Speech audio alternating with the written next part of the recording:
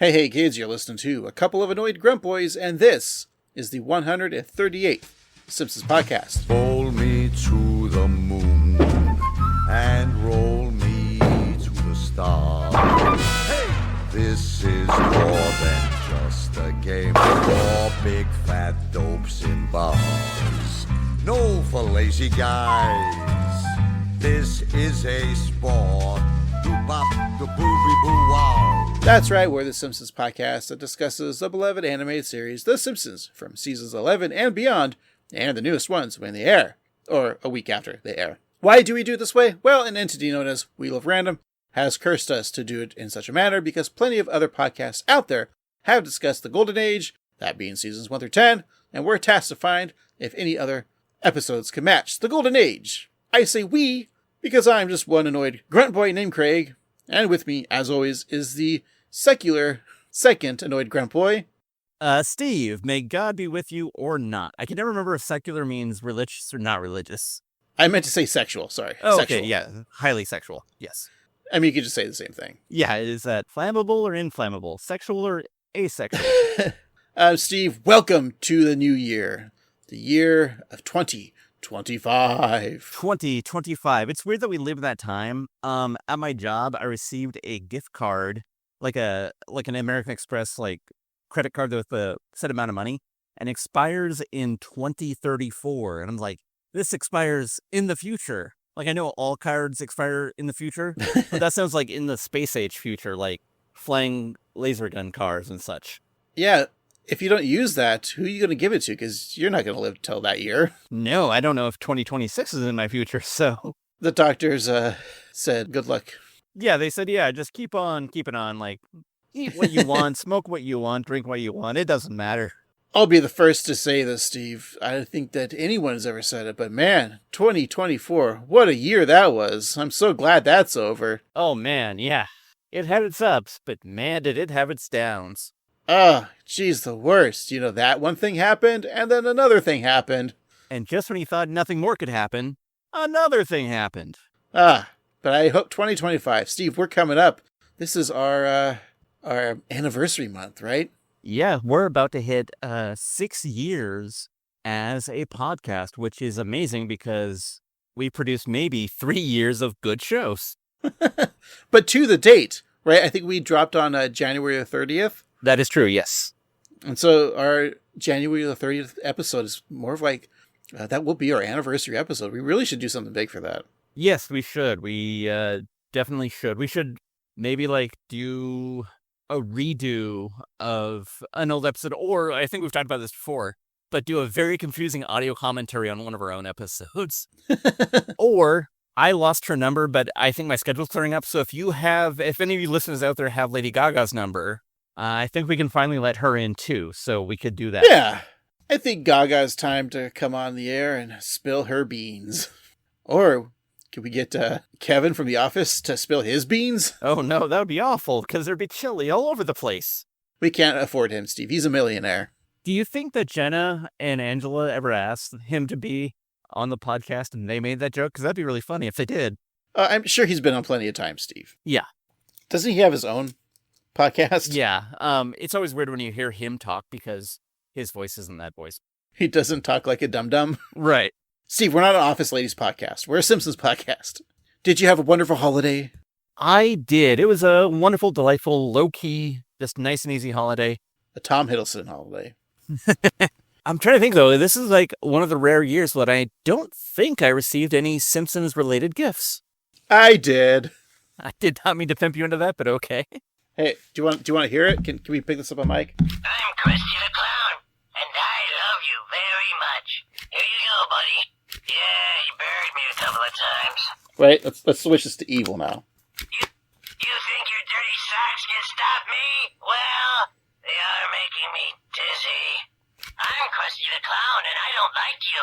Guess who, fat boy? Yeah, Steve got me the Krusty the Clown talking doll from the Treehouse of Horror. It has evil and good on it. It's a lot of fun, Steve, and my daughter enjoys it. So that's good to hear. And you were kind enough to give me a detailed biography of fellow podcaster Scott Ackerman, written by some guy who published it literally on December 23rd of 2024. And 18-point fonts. Well, I hope you learned a lot about Scott Aukerman through that book. I certainly learned way more than I ever could about him from, like, say, a Wikipedia article or anything like that. So, yeah, very good. But no, it was a very nice holiday, and I hope that all you listeners out there in podcast land also had an enjoyable holiday, whatever you may celebrate, be it a Merry Christmas, a Happy Hanukkah, a Kwezi Kwanzaa, or a respectful Tet. And with that, Steve, let's just get on with this week's episode. We're going to be talking about The Man Who Flew Too Much. Steve, what do you remember about this episode? Well, I don't know if I watched it yet, have I? Nope, because we're going to do that right now. And the episode goes with something like this. The new and improved Pen Pals travel to Capital City for the first time ever state bowling championships. Wow.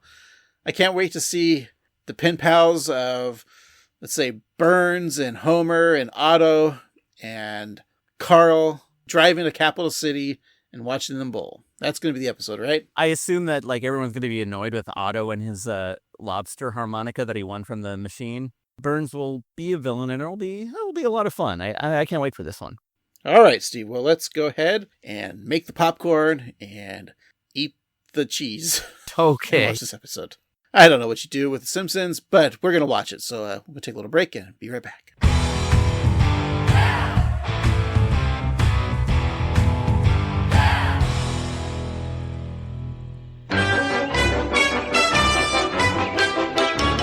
And we're back today. We're talking about The Man Who Flew Too Much. It's the 12th episode of the 36th season. It's episode 780 in the show's run. Your nerd code is 36ABF12. The original air date was December 22nd, 2024. Written by Al Jean, directed by Stephen Dean Moore, and the showrunner is Al Jean. Alrighty, Al Jean, what more can we say that we haven't said a million times before? Alfred Ernest Jean III was born on January 9th, 1961. He's a writer. He's, the showrunner on The Simpsons. And he started in season 3 and season 4, and he's come back and forth. And he's written 28 episodes of The Simpsons, 16 that we're allowed to watch thanks to the Wheel of Random. And yeah, he's just a great guy. If you've ever listened to the commentary on the DVDs, he's one of the most common voices you'll hear. And he's like, "Hi, I'm Al Jean." And it's great. I have nothing to add. Al knows why. He knows what he did. My favorite episodes that he's written that we've reviewed are the following. From our 4th episode, There's No Disgrace Like Home. Our 6th episode, Moaning Lisa. Our 7th episode, The Telltale Head. Our 12th episode, The Way We Was. Our 24th episode, Stark Raving Dead. So good. Yeah. Uh-oh, Steve. Uh-oh. I think I must be a parallel universe, Craig, because we don't review those episodes. Wow, a universe where we only review episodes 10 and below, as decided by the Square of Order. Yeah, that's where, in the universe, we have hands where our feet are and feet where our hands are. And hamburgers eat people. That's right, okay. I'm sure we've discussed this on other Al Jean-centric episodes, the ones that he wrote. But do you have a particular pre-season 11 and beyond Al Jean episode that you like? One that I think that doesn't get enough love is probably the latest episode that we can't review, Mom and Pop Art. Maybe not my favorite that he's written, but it's a classic episode that I feel like kind of gets forgotten. That's one where Homer becomes an outside artist. Always good. It's called Mom and Pop Art in the Midwest, but on the West Coast, it's called Mom and Soda Art. And weirdly, in the South, at certain parts, it's called Mom and Coke, and this refers to all of it. Yeah. But yeah, I think that Lisa's Pony, really good. And I mean, the Telltale Head, that's like one of the most iconic episodes ever. That's one of the few episodes that Matt Groening has a writing credit on. That's true. Yeah, because, most of them he wrote with Mike Reese, like the earlier stuff, a couple with Sam Simon. But, Lisa Sachs, again, something we can't review, I think is another great episode.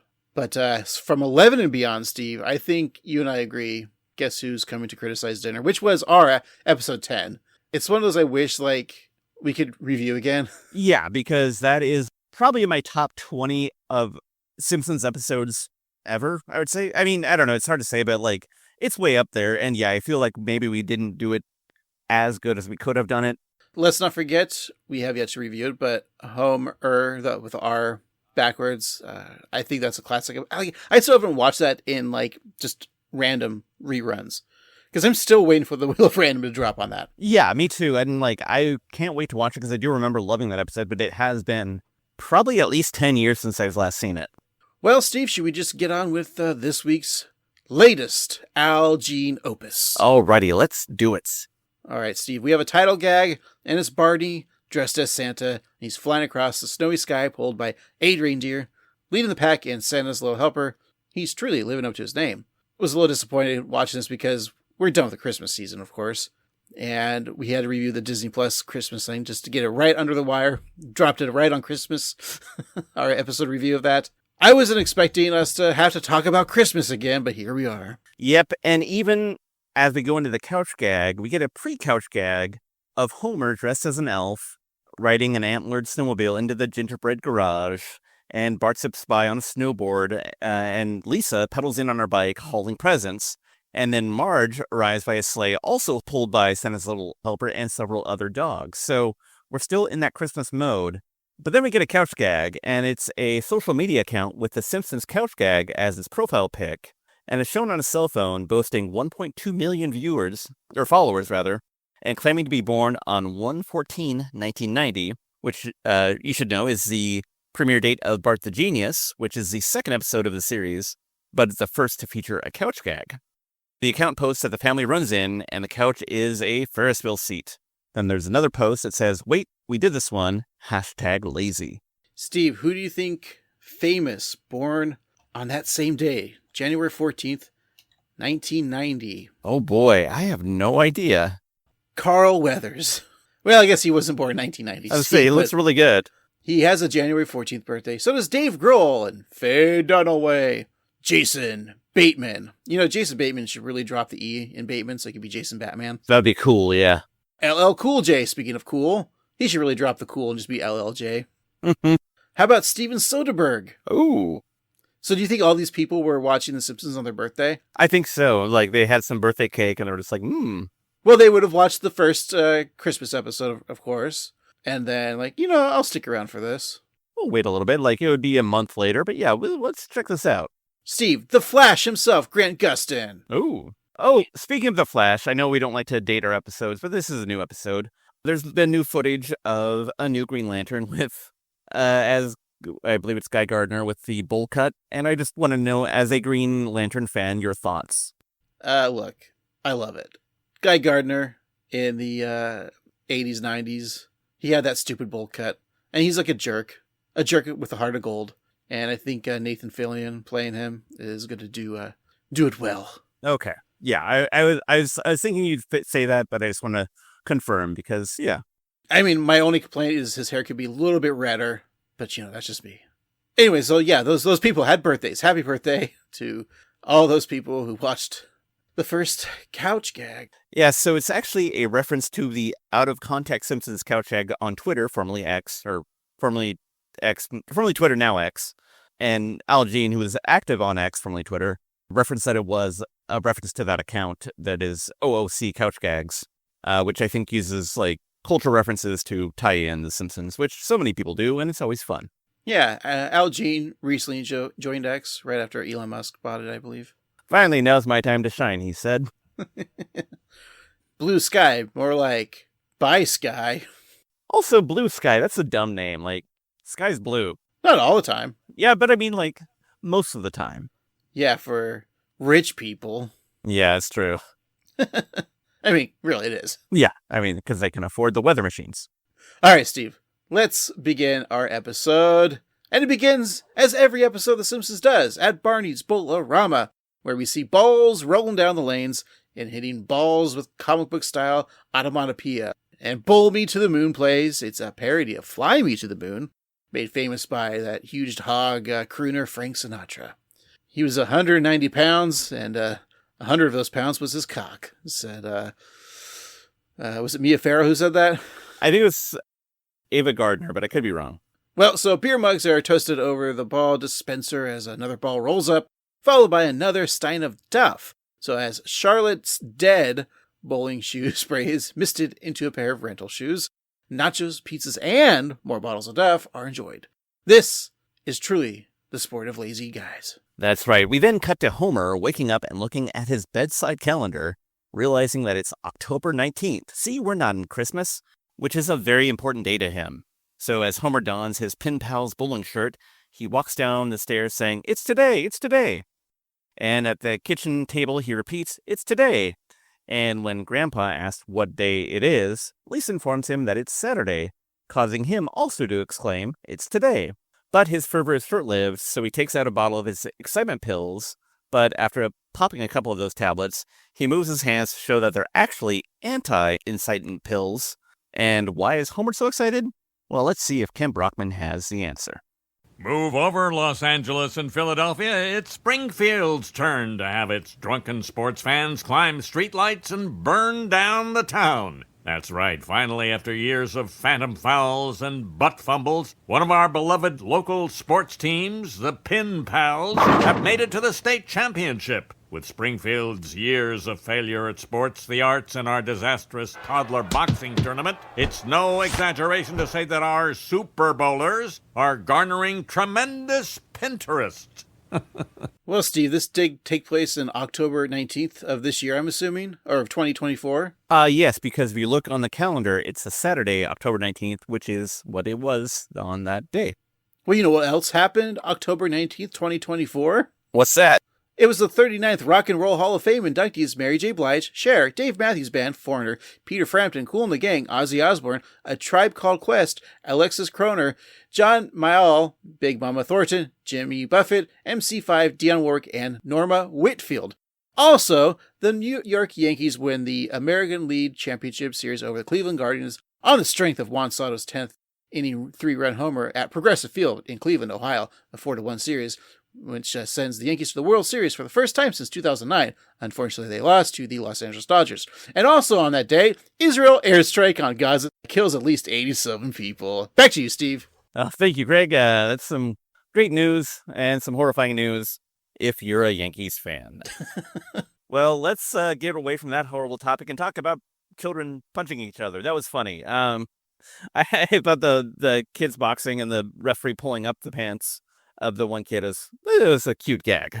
As we've mentioned too many times, I live next door to my town's official Philadelphia Eagles bar, so I've seen their shenanigans happen many a time, and I know all of the Eagles songs like "Fly Eagles Fly," which I heard many times over the weekend as the Eagles ousted the Cowboys like 40-7 or something. Like they blew them away. So yeah, and I think in real life, an eagle can oust a cowboy, because if the eagle just flies down and like takes the cowboy's hat and like taunts him and then pokes his eyes, like an eagle definitely can defeat a cowboy. I think so. Yeah.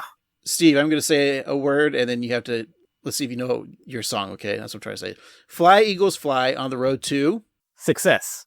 No, it's victory. You don't know the song. Well, it's hard to tell because there's drunken people singing it. Do you think that your Philadelphia Eagles bar is going to be having a watch party for the Abbott Elementary and It's Always Sunny in Philadelphia crossover that premieres in the first couple weeks, I guess, of January? I would imagine so, because the Philly pride is strong with those folks. So yeah, I could imagine definitely a big Abbott Elementary Always Sunny crossover watch party over there. And maybe I'll check it out because those are two very good shows. I'll be on Team Janine while Steve will be on Team Frank. That's right.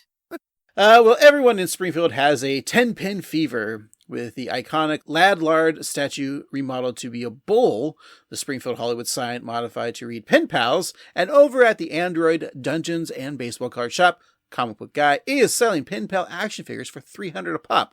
And these toys were once unsellable action figures that have been repurposed. Carl was once Cyclops, Ned was Professor X, Fausto was Colossus, Moe, Jean Grey, and Homer as everyone's favorite short Canadian king.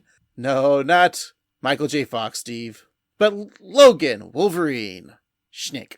So even Monty Burns is hopping on the bandwagon wearing a shirt that says, "I was a pen pal before it was cool." That's a great reference. Saying that these strikes are strikes that he can support.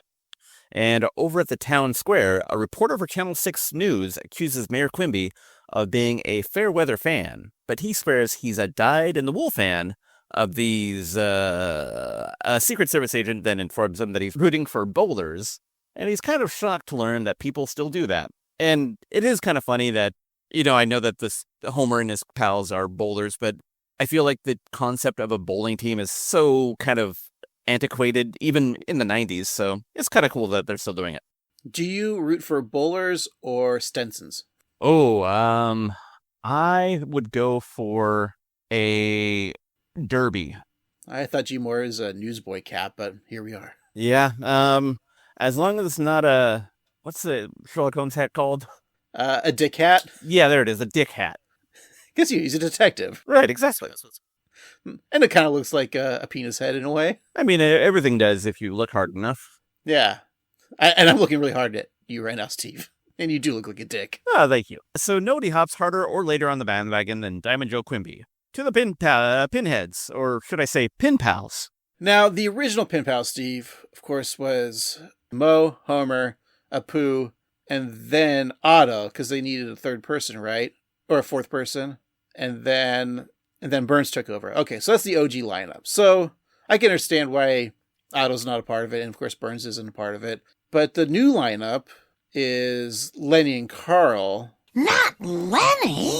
Oh no, not in this episode, but he's been a pen pal, hasn't he? I think he has. I think there was a while where like the Moe's crew was kind of the de facto pin pals, but I figure that, if you're like a bowling team, it's pretty fluid. Like they probably have subs and whatnot. It's just sad we don't see Apu. We were hoping for Apu, but I think he's done for good, right? I think we just have to like understand that he's never coming back. Yeah, I feel like we may never see him again, but maybe it's for the best. All right. I'll let it slide, Steve. Well, Quimby then conducts the band as they play Voorhees the Jolly Good Fellow, as the announcer welcomes the pen pals on stage. Nearby, a sign says the team makes them forget all their terrible problems, and Moe takes the mic. But before he can speak, Lenny yells out from the crowd, offering his hand in marriage to the barkeep.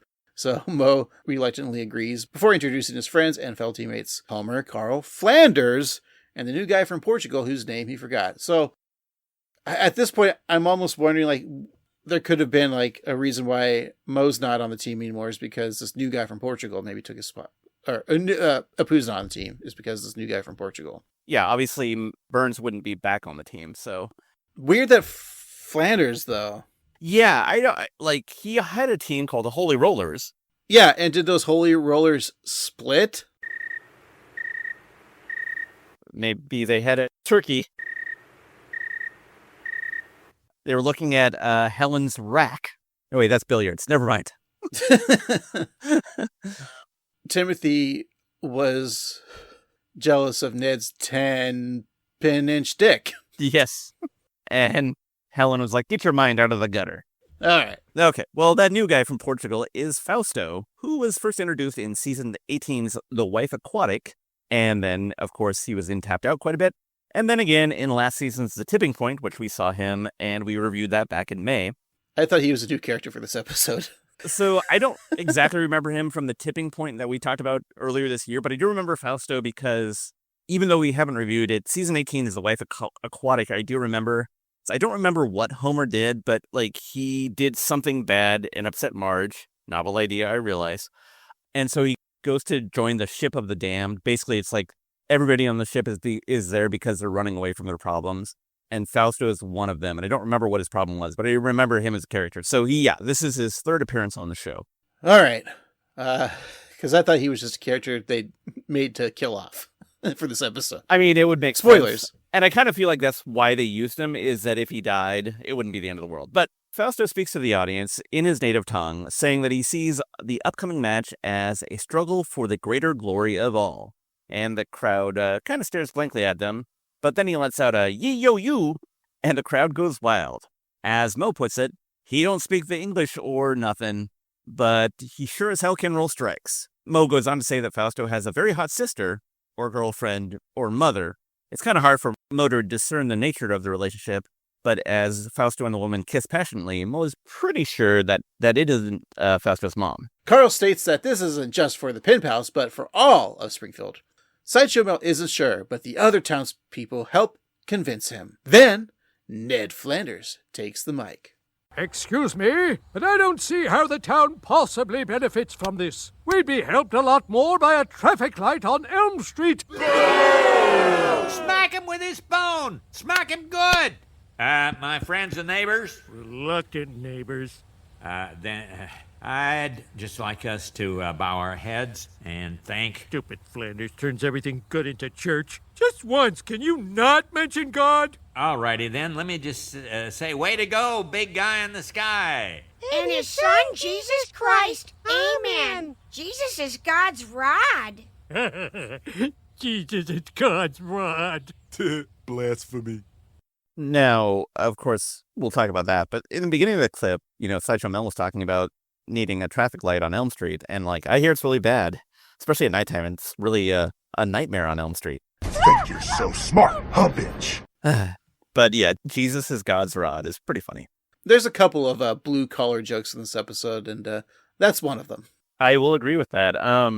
I've expressed in the past about being kind of iffy on where the blue-collar jokes lie in The Simpsons. Of course, the one that I always think about is when Skinner says, "Chew on my ball sack." Ball sack. And that feels a little crass. But this one made me laugh, and there's another one coming up that I actually kind of like too. So there are some blue jokes, but I think they work. Some of the sexual, and we've talked about this before, the sexually suggestive jokes as well.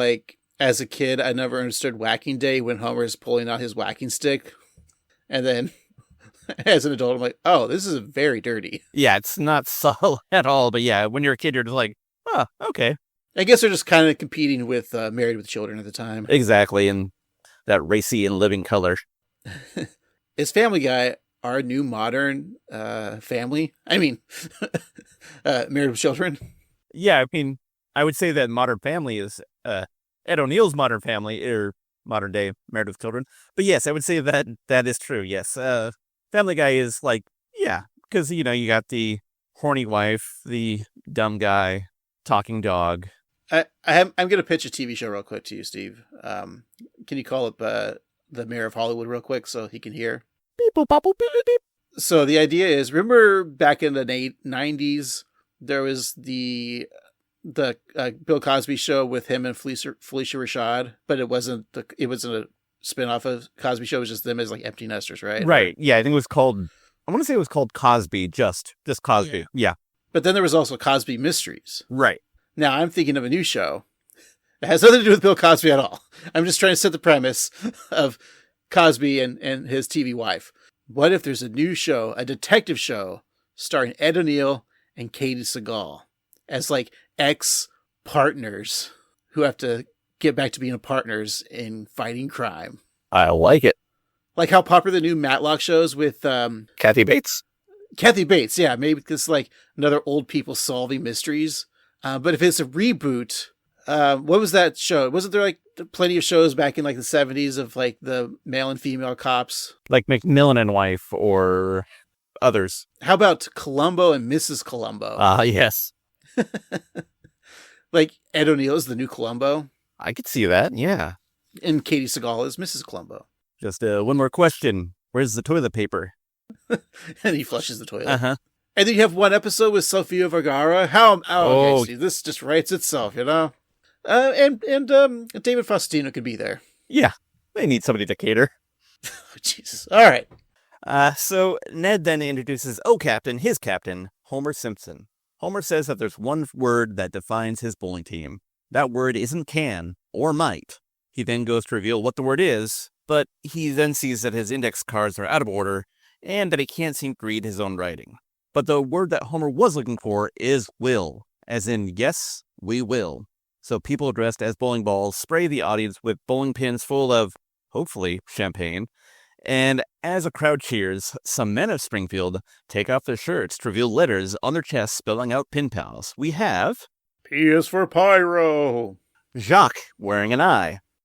N for Jimbo Jones. P for Dr. Julius Hibbert. A for Johnny Tightlips. L as in Julio. And Sam the Barfly is S. Wait a minute, Steve. Isn't Sam dead? I thought it was Larry who died. Oh, why can't we kill Sam? Yeah, I have thoughts about this. One, I'm glad that Sam is getting out there now that his buddy is dead. And so he's like, making some new friends. Also, I think it's very mature of Jacques to be on there supporting the pen pals as a bowling enthusiast, even though he wants to bone down with Homer's wife. He's probably banned from the bowling alley. Oh, maybe, yeah. Yeah. Maybe he quit bowling, too. Although, didn't we see him a few seasons ago? Yeah, like, maybe last season or the season before. So, yeah, maybe he is... But maybe he's, like, been, like, left to, like, play bocce ball or something. Sure.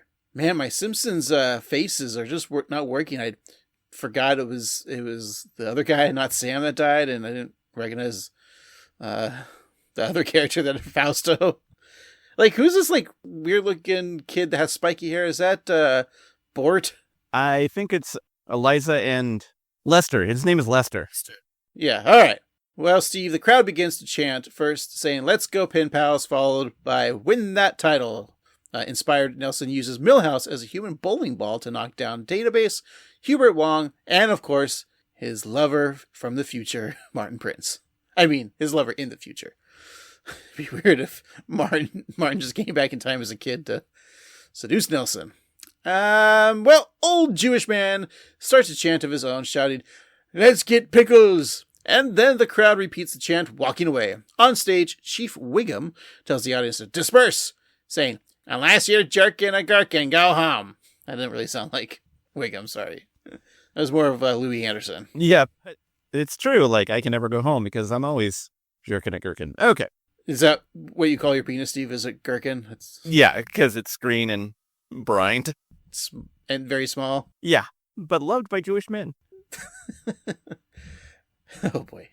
So, as the pen pals board a helicopter, Marge hugs Homer, telling him what a wonderful day it's been. She always assumed that bowling was just an excuse to get away from the kids and drink a lot of beer, but Homer assures her that that was never the case. Bart tells his father that the whole town is proud of him, and then he adds that he happens to be a part of that town, and though he can't say it, let alone think it, he's proud of his dad, which I thought was kind of a sweet moment. Homer hops on the choppa, telling his family to water his plants, and Lisa reminds him that he doesn't have any plants, so Homer's good. And the helicopter flown by licensed pilot Barney, which is, I think, probably one of my favorite callbacks in this episode. It's nice to see that we've always talked about on this podcast, like, what's Barney's job? We always assumed he worked at the bowling alley, but he doesn't. He's still just a helicopter pilot. I like this. Or a pilot, yeah, in general. He could fly, technically he could probably fly a spaceship because he did qualify. That's true. A blimp, a helicopter, a plow truck. You could fly those, right? Yeah, I think so. A dirigible. Yeah, you got to plow the clouds away, right? Yeah. Do you think he could fly a Cessna? I'm sure he can. I think so. Well, anyways, as Fausto proudly looks at his town, Carl signs bowling trading cards of himself writing Carl Squared Son. Yeah, because Carl Carlson. It's good stuff. Meanwhile, Ned checks out the latest issue of Holy Rollers magazine, which covers the history of Christian bowling. I mean, obviously, that's a good name for a Christian bowling magazine, but it's interesting that that was also the name of his former bowling team, so I wonder if it's like a self-publication or like maybe the Lovejoys printed out themselves. It's like a zine. You're saying just Ned's reading his own work? Yeah, exactly. He's like, I did diddly-doodly good on that article. Ned is the type that, if he farts in church, enjoys the smell of his own pew. Exactly. Keeping those jokes up. So as that darn three-eyed raven flies by, Mo thinks that he's living the good life, riding in a whirly-bird while enjoying a full can of soda and 2 full bags of peanuts. Saying that he'd never known such luxury, Mo states that he could die at that very moment, a happy man. Just then, Barney makes an announcement that as the chopper's captain, saying that they're about to attempt to clear the treacherous mountain peak. Mo lets out a frightened, "Wah?" But Barney assures him that all the helicopters take this route. Below are some crashed choppers who didn't make it, such as the Fallen Angel, Black Hawk Dead, and the Whirly Bust. Suddenly, an alarm goes off in Barney's control panel. Overweight? How is that possible? Pilot, 5 passengers, 5 14-pound balls. I wanted a little extra oomph, so I actually brought a 16-pound ball. Me too, by which I mean I brought two 16-pound balls. Anyone else want to brag about their balls? I mean, seriously. Steve? Yes. My balls are great. One is 3 pounds and the other one is 10 pounds. Steve, can you swing them to and fro? Yes, I can. Can you tie them in a knot or in a bow? I prefer not to, but sure. Can you swing them over your shoulder? Like how? All right, I'm done. That was the other, like, more crass joke. But I thought it was funny. I like Mo talking about people's balls. It's funny. And the anchor that Fausto brought, which is his good luck charm, right? Yeah. It's probably from his ship, I'm assuming. Yeah, the rotting pelican. Yeah. Anyway, so as the anchor falls and impales the floor of the helicopter, Fausto lets out another one of his trademark EOUs, and then the chopper begins its nosedive. And Barney realizes he'll have to make an emergency landing on the mountain. Of all the times to be sober. So Homer and Mo buckle up, while Ned thinks that the end may very well be near. He refers to his map of heaven, which resembles an amusement park with such attractions as The Pearly Gates, an informal name for the gateway to heaven. the Throne of God, symbolizing God's central authority in heaven, or what Al Bundy calls the toilet. Gabriel's Trumpet Shop. It's a reference to the Archangel Gabriel, who is commonly depicted carrying, get this, a trumpet. How about that? Mary Merch, a gift shop dedicated to the merchandise related to the Virgin Mary. Seraphim and cherubim, which represent angelic hierarchies, with the seraphim humorously depicted with the multiple eyes, reflecting the biblical descriptions, and the cherub showing the childlike angelic features. Holy Spirits, referencing the Holy Spirit. St. Peter's Log Flume, referencing St. Peter's Log. Or, that 1946 Disney film, Song of the South, which Steve's favorite movie. Yeah, there's certain parts that are good. And then they cut most of them out, though. If this is indeed the end, Homer at least wants to say goodbye. So he calls home and hears Marge's voice. After saying hello, she says that they aren't home, so please don't rob them. And to please leave a message. Homer tells the recording that he and Marge may have had their arguments over the years, but he feels blessed to be able to tell her how he really feels. And as he's about to spill his heart, an automated voice tells him that the mailbox is full. And it's kind of funny that they still have a landline, The Simpsons. But I guess that's allergies. This is where, an old boomer wrote the episode. Mm-hmm. Only rich people have landlines. Yeah. I think I gave up mine like 20 years ago. Only poor people have landmines. Yeah, let me think here. Let's punch this up to modern day Gen Zer. It should have been like Homer TikToking eating ass to Marge, but she wasn't on her cell phone at the time. Yeah, she's too busy with her skibbity toilet. Yeah, and her Wordle. Oh no, that makes me sound old. I mean her Connections? flash mobs. No, Pokemon? Farmville on Facebook. No, I'm old. Hot Tui girl? Yeah, Marge was Hawk Tuing her way to a profit in Bitcoin. Bitcoin. Yes. Yeah, we Good know save. things. Yeah, we're young and hip. Do you think Marge makes thirst traps on TikTok? TikTok. I think so, yeah. She probably got an OF showing off her feet.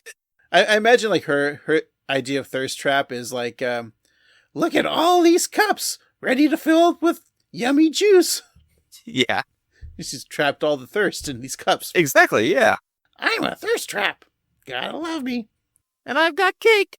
All right, well, the helicopter grows closer and closer to the snowy mountain as sign flashes red, telling Barney to pull up, and then switches to say, now you're screwed, and the copter crashes into the cliffs, causing its tail rotor to fall off. So the anchor flies out of the back, and the aircraft halts to a stop.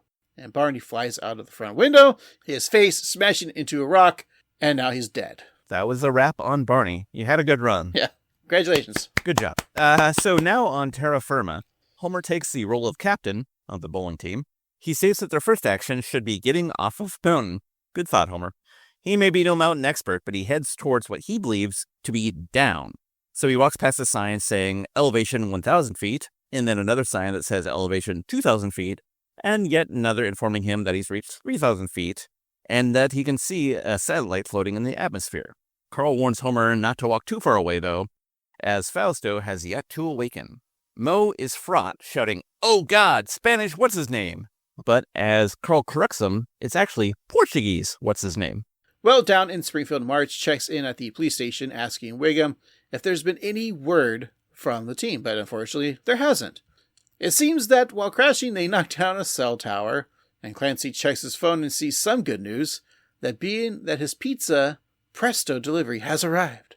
And back on the mountaintop, Homer sees the selfless act of Ned Flanders is touched, at least momentarily. Just then, a glimmer of hope appears. Oh, you hungry cops put my kids through college. 7 sisters, not at the women's colleges. I have 7 daughters. Gia, Mia, Pia, Tia, Zia, Iphigenia, and then Emily, for some reason, I don't know. Still barely breathing. If the Lord could carry his cross, I can carry this poor soul. Huh? Well, look at that. Flanders risking his own life to save another. Wow. Homer, can you get my water bottle? No.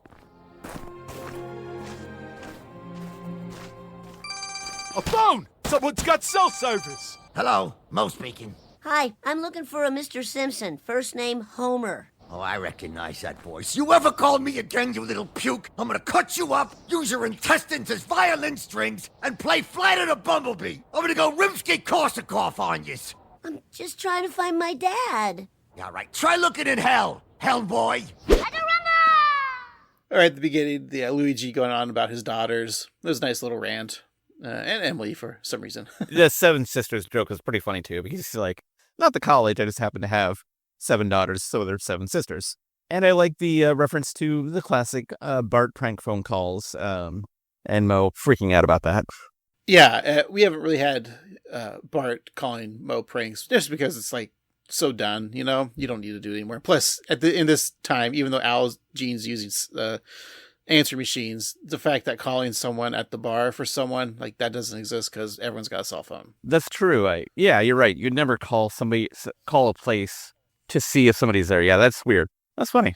We should try that, though. Let's just find, like, or, you know, any of the dive bars that are around town, get their phone number, call them up, and try the prank. Yeah.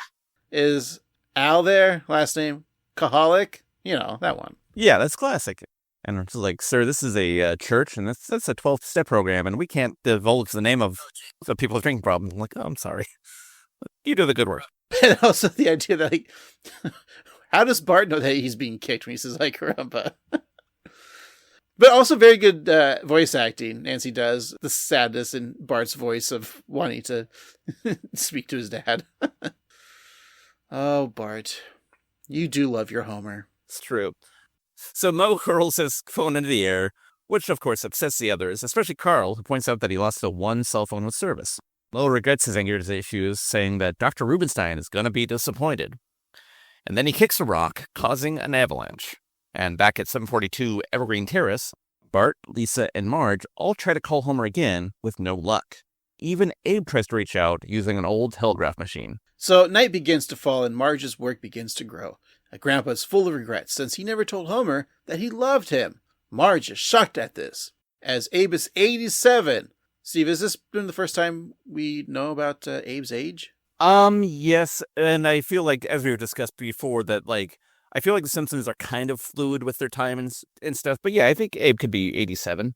All right, so that'd make him, born in 1937? Yes, which is still younger than my dad. So if he still went to World War II, he'd be like a couple years old. You know, before there were toddler boxers, there were toddler soldiers. That sounds like a prestige FXX show. Toddler Soldiers. Oh, yeah. Starring John Malkovich and Sissy Spacek. Timothy Hutton's there, too, for some reason. And Timothy, fan of the 103rd Simpsons podcast. That's right. Anyway, so Abe swears it was on his to-do list, along with watch golf on TV, write to editor a failing newspaper, and hike pants up further. Abe pulls his trousers up to his nipples and crosses the last item off his list. Grandpa says that he never told Homer that he loved him, although in One Fish, Two Fish, Blowfish, Bluefish, and in Homer Simpson in Kidney Trouble, he did express his love for his sons. Boy, I really hope somebody got fired for that blunder.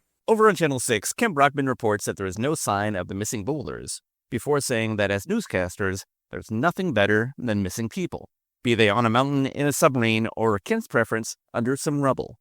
Even if they know that the lost are dead, he'll keep it quiet for a few days to maintain the ratings. Kent then announces the evening's lotto, which no one ever wins. And on the screen, lottery balls are shown, but rather than revealing the winning numbers, it just spells out the word, "You lose." Meanwhile, Carl falls through a crack in the mountain, while the pen pals begin to question their sanity. Oh! Why am I talking like that? I'm not falling, just clinging to the air. Oh, man, that was close. How deep is that thing anyway? Only one way to find out.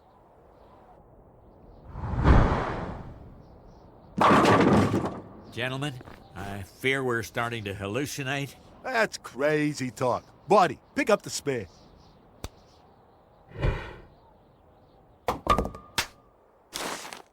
Listen to me. Time to get your cuckoos back in your clocks. We're approaching the point of no return. Flanders, how do I put this? I was thinking I might want to...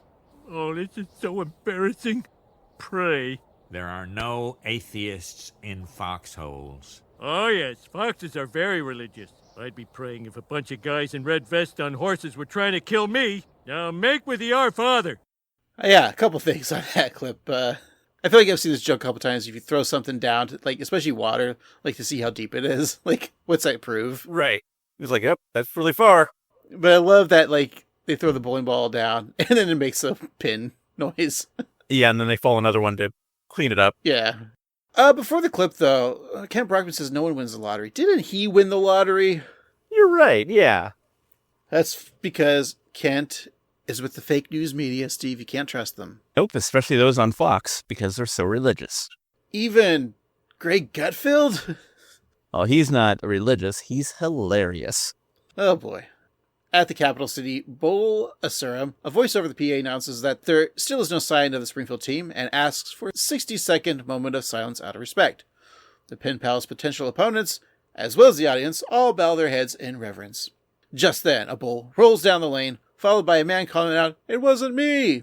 As the ball crashes down the pins, everyone looks over, and the mysterious voice shouts, "Strike!"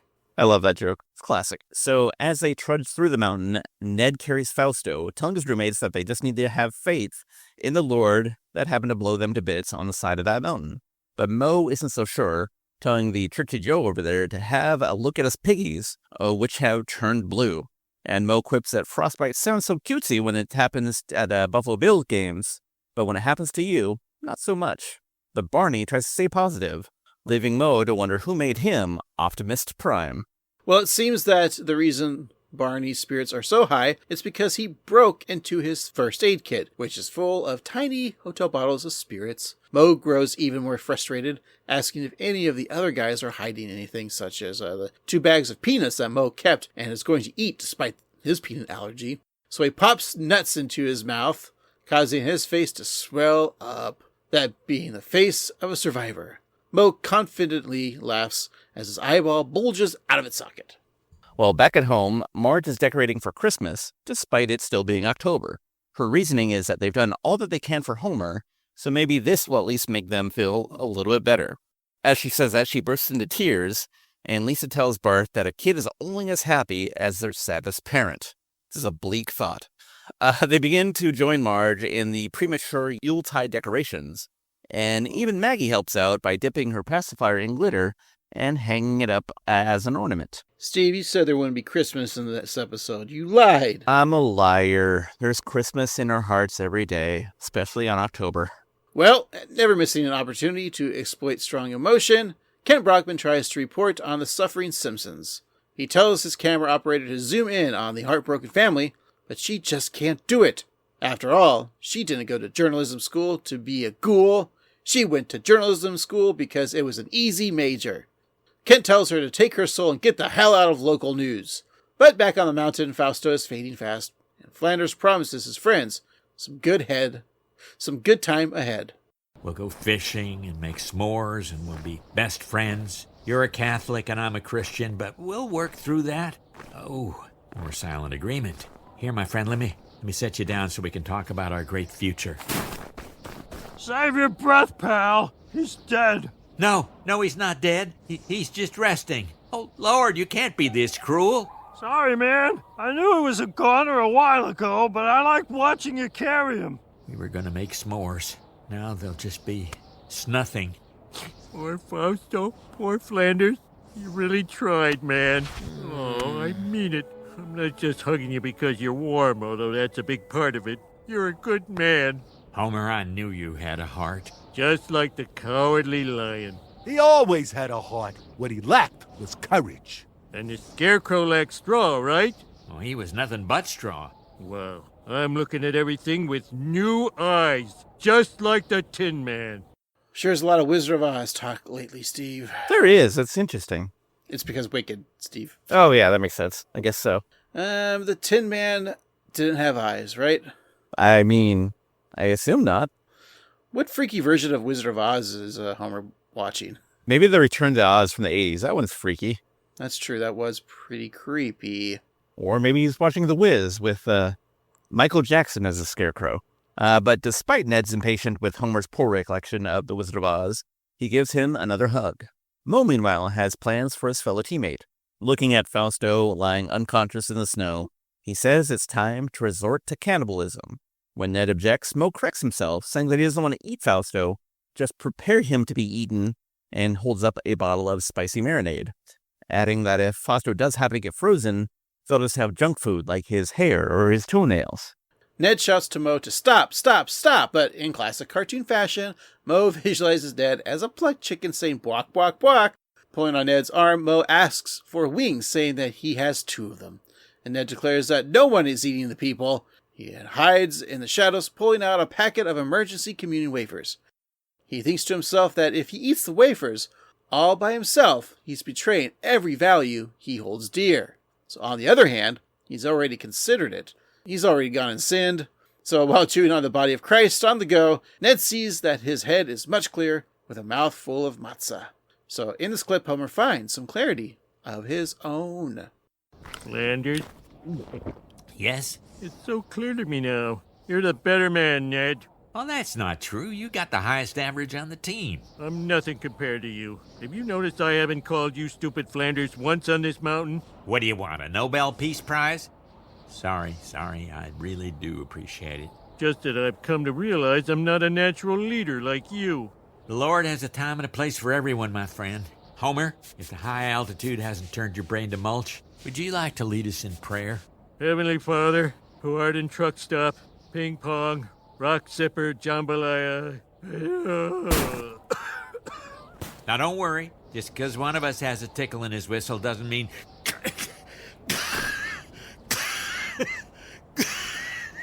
We're in the 10th frame, people. Want me to eat you later? Just say nothing. I like Carl saying that we're in the 10th frame. It's the very dramatic line someone would say in a very dramatic TV show. Yeah, and it's all about bowling. But it's also nice to see that Homer is, I guess, in the face of death, willing to not be a dick to Flanders. Yeah, I mean, he'll find the good and, find the God when it, really matters at the end. Steve, when you are dying, will you see Jesus or will you not care? Probably not care. I'll be like, it's time. Let's go. I'll see the Grim Reaper be like, you're late.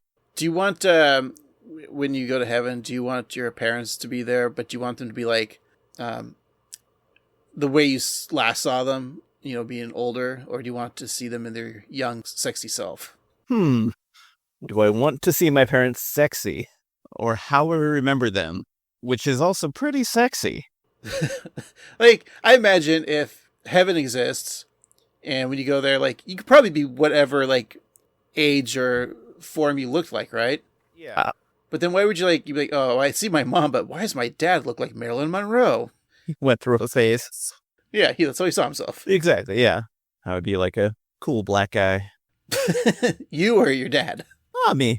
Oh, okay. So I assume I am. I'd be Slimer from Ghostbusters, because, I'm dead. I'm a ghost. Oh, that's not how you actually are? I mean, the weight-wise and the eating habits, yeah. I always call you onion heads. And every time I see Bill Murray, I slime him. Well, the Springfield PD pays a visit to Marge, and she asks if they have any news. And Wiggum isn't sure what she's referring to initially, but then tells her that even if the team survived the crash, and then he tries to finish with his thought gently, Marge grows angry, as Clancy basically implied that Homer was dead. Lisa yells at the officers to let the family have some peace, and Wiggum sighs, saying that it's never easy being a cop. And then Lou asks why he became a cop in the first place. Clancy says it's because he looked good in blue, as it matched his eyes. As Lisa points out, he has black eyes, making him realize that he's wasted his life, which I love because... Everybody in Springfield has black eyes. Yeah. Yeah. They're cartoon characters. All characters have black eyes. Just then, Patty and Selma walk in wearing their funeral black. Seeing them, Bart remarks that the day couldn't get any worse, saying that is what Homer would say if he were still there, which I thought was a nice, sweet moment. Patty and Selma tells their ailing sister that in times like this, they just want to hold her hand. All love, no talk. And after a brief quiet moment, Patty speaks up, telling Marge to take her booty shorts to the cleaners, since she'll be the most popular widow on the pickleball circuit. Which leads me to wonder, why are Marge's booty shorts so dirty that she has to take them to the cleaners? Just clean them herself. Maybe she gets explosive diarrhea when playing pickleball. Maybe, or maybe they're covered in Homer's sperm. I don't know. Or both. Yeah. Marge shouts that Homer isn't dead, but Patty and Selma aren't convinced. They use this generative AI to make an image of Homer as a corpse to help Marge get used to the concept of her husband's demise. So after showing Marge various images of Homer in varying degrees of decay, the twins admit that they made some of these images even before Homer crashed. I kind of wish... Now, this is where you get a little like AI and mixing AI with like animation or just like art in general. I kind of would prefer if they actually did AI and typed in prompts for like Homer's demise in like some sort of AI program and saw those like really horrible AI images. Yeah, or at the very least, I was kind of thinking a similar thing. At the very least, they could have made the AI images worse. Like make the hands kind of fucked up because the hands are always weird on AI images. It'd be like all the fingers Homer has are like he's got 10 fingers. Yeah. Right. Yeah. Or like, yeah, you can just like have it be just a little bit off. Exactly. Marge remains hopeful, saying that not only is Homer alive, but he just might save the day. And Patty and Selma stifle their laughter before going outside. So as the wind howls on the mountain, Homer sits covered in snow, left alone with his own thoughts. He wonders if this is where his story ends, frozen, alone, like the broccoli in his freezer. Suddenly, he sees an image of the loved one, paying him a visit from beyond. Meanwhile, Marge is dealing with her own delusions. My dear son, are you ready to join me? I am, Mommy. Take me to the good place. That's not exactly where I am. They are very hard on former left-wing radicals in the afterlife. What are you saying? I'm in a place with a lot of incredible people. Machiavelli, Che Guevara, Casanova. Oh, Casanova. I thought dying in 1798 would keep me from being Me Too'd.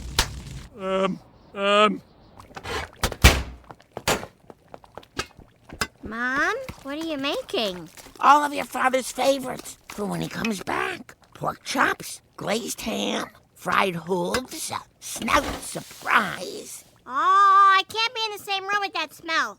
So we have Glenn Close reprising her role as Mona, who is definitely boning Casanova. She did mention that she's in hell, where a lot of left-wing radicals go to after they die. So, Steve, thank God we would be going there. I will point out that it says former left-wing radicals, so as long as you stay left-wing, you're fine. Okay. Maybe she's boning your dad, too, because he'd be in hell. Oh, yeah, 100%. I mean, she could do better, but still. Yeah. Glenn Close, of course, we call her the poor man's Meryl Streep. Of course. On this podcast. Yes, that's true. Look, Glenn, you died. Why do you keep coming back, all right? Just make your character come back alive. More like Glenn Far Away. Yeah. Do you think if Glenn Close and Glenn Fry ever got married, they'd be Glenn Close and Glenn Fry?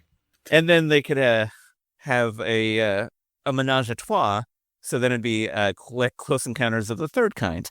With Glenn Danzig. Yes. And he'll be shouting mother.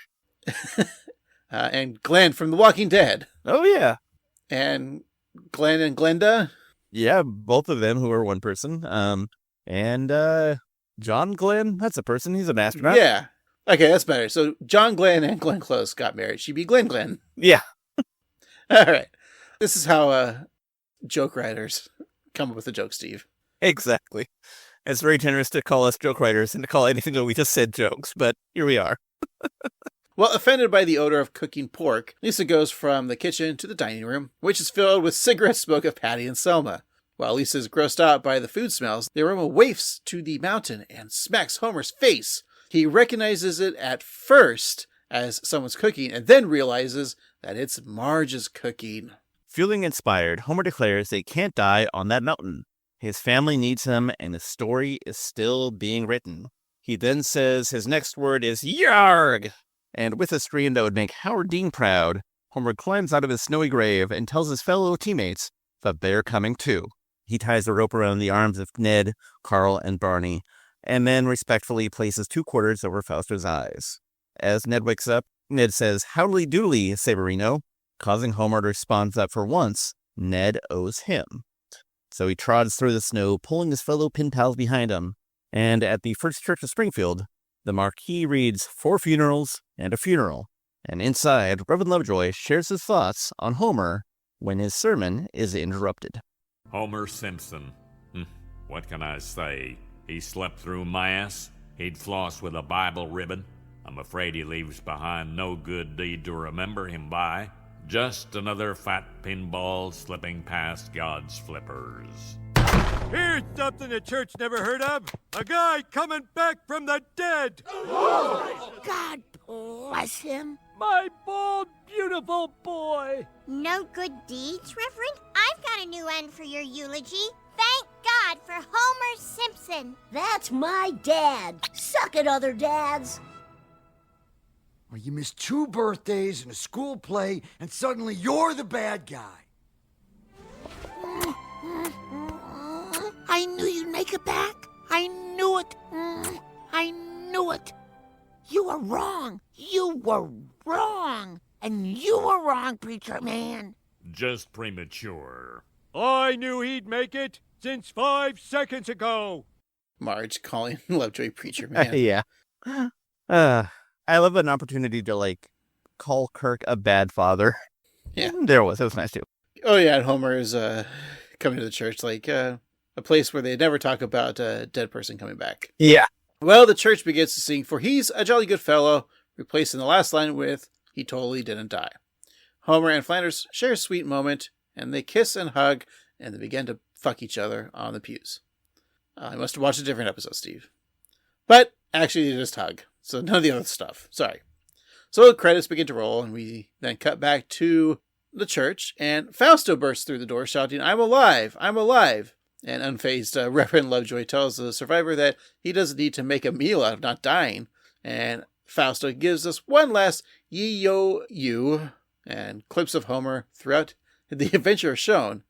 This is weird. Has there ever been a Simpsons episode where they show clips of the episode we just watched, in the credits? Yeah, it's weird. It feels like a 70s sitcom where you'd see it and it'd be like, oh, those are clips from this thing that we just watched. But yeah, it's really weird. It's like Magnum P.I., I think. I just always remember yeah, the credits. Maybe an episode of WKRP in Cincinnati. Yeah, looks like. Well, I mean, the writer of this episode, did write back in the 80s, so. That is true. But at least Fausto's alive. I guess you don't really kill characters from Springfield unless they are one-offs. Yeah. Which I thought Fausto was, but here I am being dumb again. But I think I need to take a break so I can get smart, and then we can come back and wrap it up. How about that? Sounds great. All right, we'll be right back.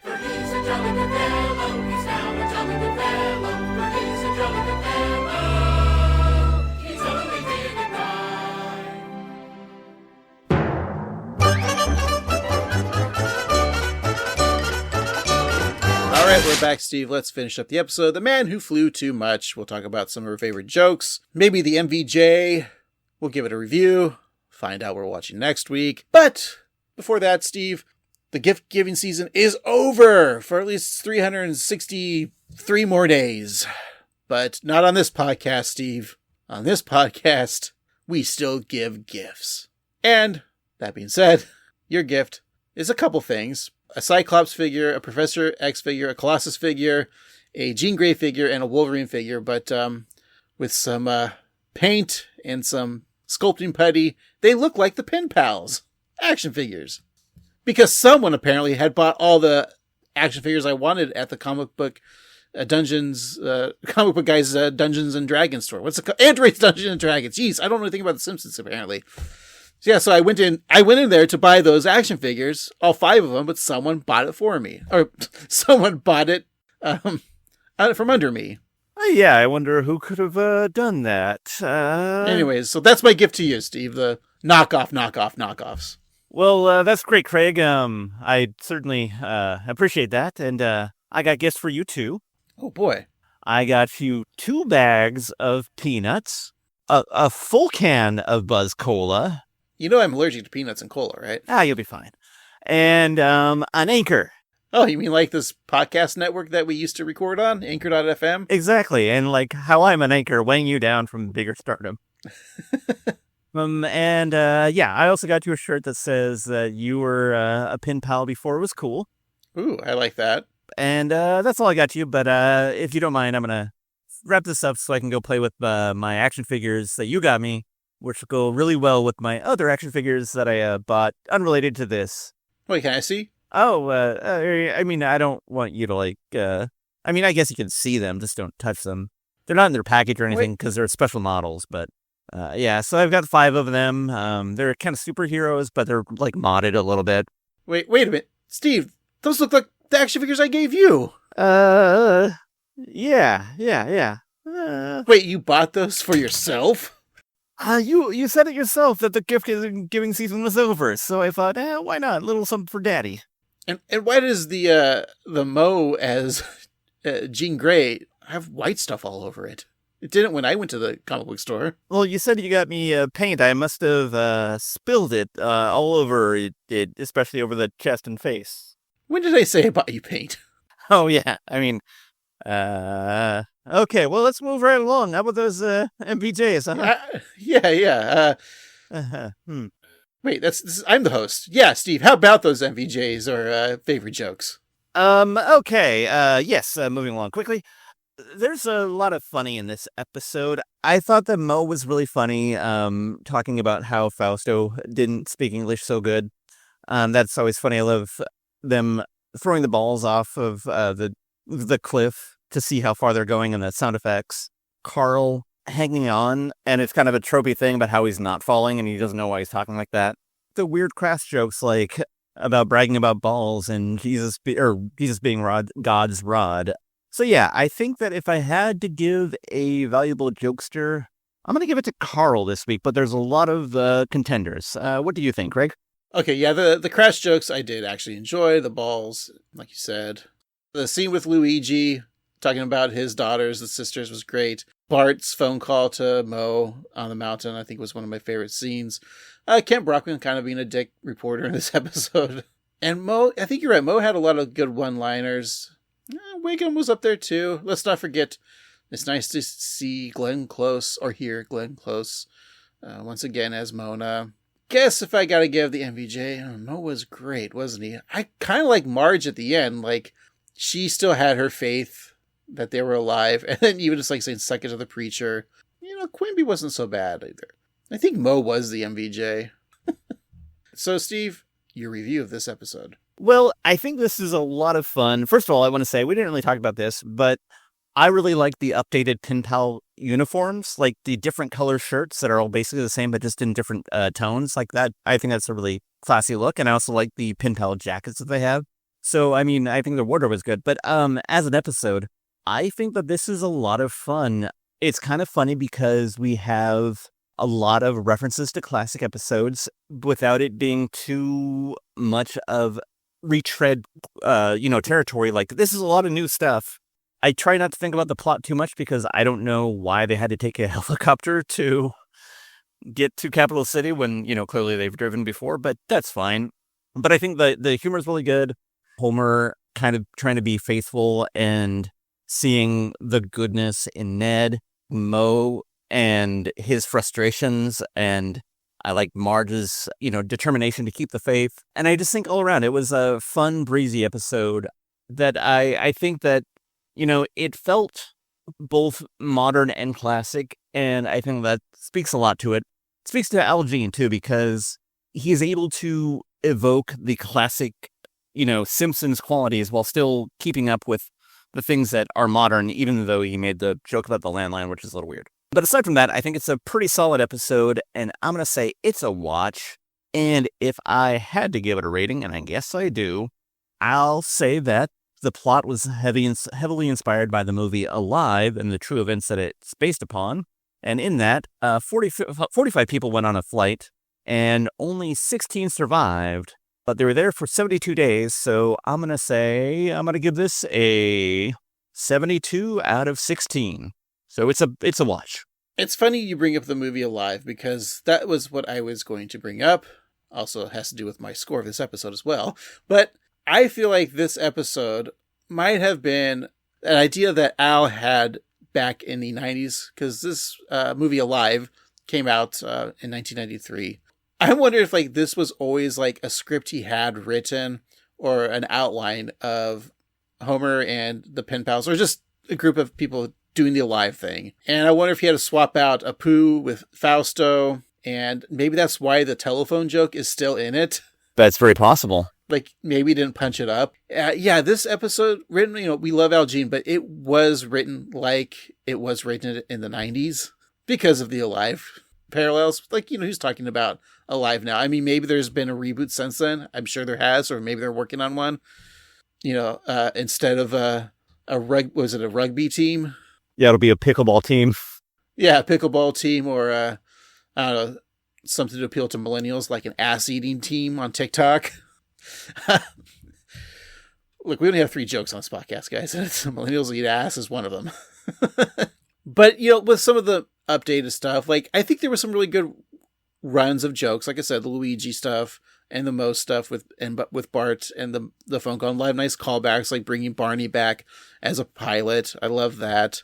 And the pen pals and the references to pen pals in the past, especially with Burns' shirt.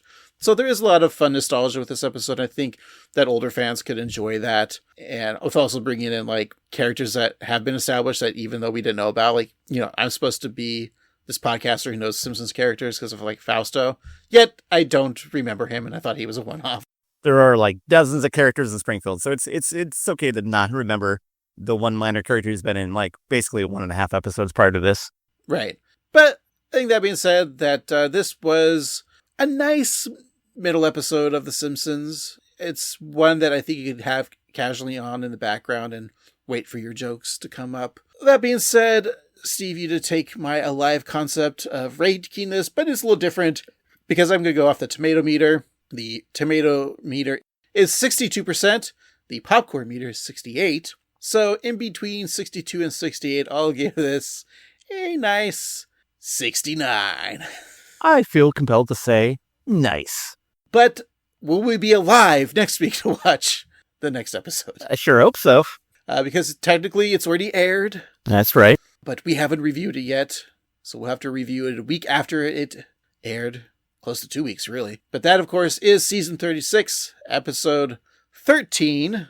If we go by episode numbers based off of the Disney Plus special with Oh Come On Ye Faithful, right? Being 10 and 11. So it's either 13 or 11. But it does have a title, Steve, and I don't want to spoil it for you because you're going to have to come up with a title because I know you're dumb and you don't know it. Yeah, I don't know it. Well, this episode is entitled The Man Who Flew Too Much, which is a parody of The Man Who Knew Too Much, which was parodied already by Bill Murray in The Man Who Knew Too Little. So I'm going to say that maybe it's based on another classic Bill Murray vehicle, Ground Homer Day. No, sorry, Steve. Unfortunately, it's not. But you're right about the Bill Murray because, like one of his first classic movies, it's called Homer Balls, not Meatballs. Okay, I'm lying about that too. Steve, this episode is actually called Bottle Episode. Interesting. Yeah. It's funny because a couple weeks ago we had Convenience Airline, which I was saying was kind of like a bottle episode. And here we have one entitled Bottle Episode. What do you think it means? What could it mean? I'm going to say that while in the desert, Homer comes upon a Buzz Cola bottle, and inside he notices something interesting. So he rubs the bottle, and out comes Christina Aguilera, former judge on NBC's The Voice, and she is a genie in the bottle. And so Homer gets 3 wishes, and he wishes that he wishes for all these things. It was kind of like an extended monkey paw situation. But in the end, he learns to love his family and also to appreciate the fine music stylings of Christina Aguilera. No, because Christina Aguilera was busy that week, so she couldn't do the episode. Oh. Yeah. But you know who could do the episode, Steve? Who's that? Robert Parker. Peter's brother? Yeah, he was also killed with Peter's parents because they were secret agents, right? That's right. No. Sometimes they are. Steve, you don't know Robert Parker? An American retired wine critic? Oh, that Robert Parker. Robert Parker. So, if a wine critic's on the episode and it's called Bottle Episode, I think you know what it's actually going to be about. So, it's a teenage flashback episode where Homer and Marge meet at a party and they play Spin the Bottle and make out at Robert Parker's house. Yes, because Robert Parker, the adult, always invited teens over to drink his wine. Exactly. No, Steve, you dummy. Oh. Everyone knows Bottle Episode is about Marge and Smithers teaming up to become wine-forging Robin Hoods. Interesting. Yeah. Hey, have we ever had a Smithers and a Marge team-up episode? I don't think we have, so that's interesting. I feel like we haven't had a good Smithers episode in a minute, so I'm excited for this. Yeah. Do you think they're going to fall in love and make babies? Unless they're baby Malibu Stacy's. I don't think so. All right. I wonder what the B story is. Steve, it doesn't have a B story here, so can you make one up real quick and hope that you're right? Yeah. So while Marge and Smithers are off getting wine, Homer becomes a champion claw machine player. You know those claw machines that grab the stuffed animals? He and, we'll say, Rich Texan go head-to-head, grabbing Funzos and Happy Little Elves and the rest, until it ends up in a murder-suicide pact because the stakes in the claw machine's finals are so drastic. And so while they're, playing to the death, Ralph Wiggum just comes and beats them all because he's good at it. All right, that's a lot. I hope you are 100% correct with that, Steve, because we don't know. Yeah, but I think I'm pretty confident that I'm right. All right, I'm confident that our listeners are right because they're always right to listen to us. That's right. And hey, listener, if you want to feel extra right, go ahead and go to contact us on social medias at 138 Simpsons, like Threads or Instagram or YouTube, or you can email us at 138simpsons@gmail.com. And hey, if you're so kind, why don't you go to your podcatching app and leave us 5 stars or the equivalent? But hey, you don't need to write an actual review. Just tell us about your harrowing bowling stories, be it 7-10 splits or being stuck on a mountain or just getting your fingers stuck in the bowling ball holes. And check out our TeePublic site at tpublic.com/user/AnnoyedGruntBoys for your TeePublic Annoyed Grunt Boy merch. We got shirts, we got hats, and other things. That's right. Thank you so much for listening. All right, folks. For this week, I've been Annoyed Grunt Boy Craig. And I've been Annoyed Grunt Boy Steve. And remember, smack him with his bone, smack him good. Unless you're jerking a gherkin, go on home.